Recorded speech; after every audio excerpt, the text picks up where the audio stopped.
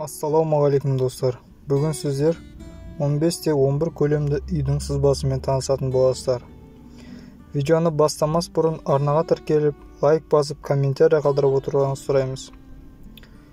Бірінші бізде кіреберіс. Оның көлемі 2,5 да 5,40. Екінші ас бөлмесі 3,5 да 4. Келесі бірінші жатын бөлме 3,5 да 4. Келесі бізде жуынатын бөлме. Оның көлемі 2,5 да 2,60. Келесі холл.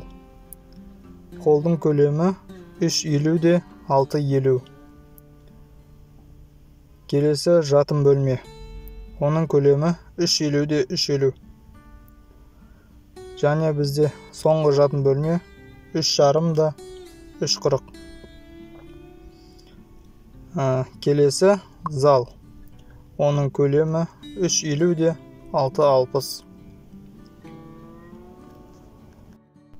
Достар, қазақ тілді арнаның дамуына үлес қосып, арнаға тіркеліп, лайк басып, комментарий жазып отыруларыңызды сұраймыз.